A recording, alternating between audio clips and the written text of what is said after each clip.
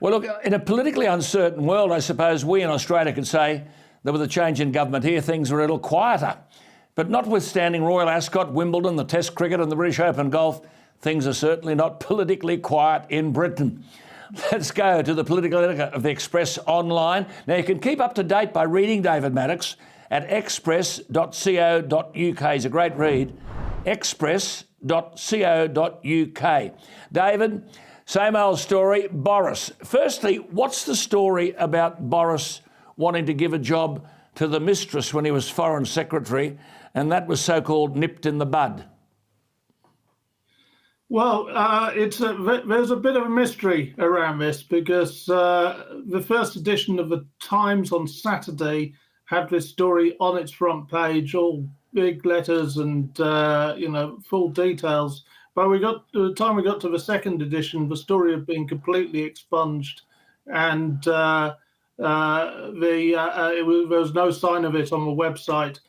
And apparently there was a call made from Downing Street to have it removed. Now, we're not entirely sure why it was removed because the journalist involved is an award-winning journalist, a chap called Simon Walters, has stood by the story and said it all stands up.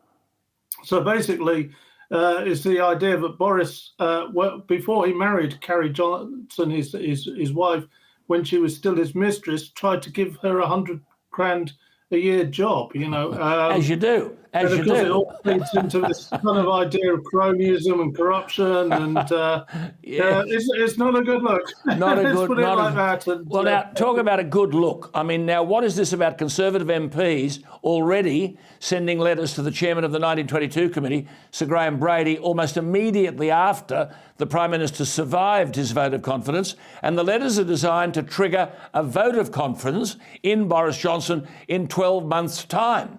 Now, where are we on that? Along with, I might, a double-barrel question here, the resignation of the Prime Minister's ethics advisor, Lord Geet. And I must say, David, I would have thought an ethics advisor is a contradiction in terms in politics. Is there any ethics left in politics? But anyway, where has this put Boris Johnson, both these issues? Well, I have to say, to lose one ethics advisor is bad, but this is actually the second ethics advisor he's lost in a year. And there's a suggestion that because there's not many ethics to advise on in Downing Street at the moment. But it was a strange one, that was, because we were all expecting this ethics advisor to go over the fines, over the dodgy parties and over the rule changing, because Boris changed the rules so he wouldn't have to resign for lying, essentially. And he didn't go for that. He put in his letter that it was an argument over steel production and steel protectionism, which completely kind of surprised us all, actually.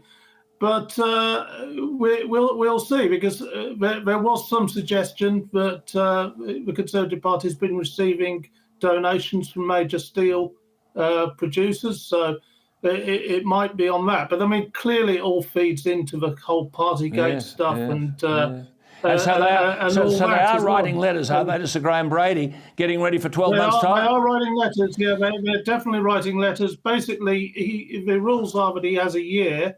And a lot of MPs, Conservative MPs, have decided, well, we may as well get the letters in, so we have the vote in a year's time. Actually, I think a lot more have gone in as a result. He snubbed a conference of Northern MPs last week.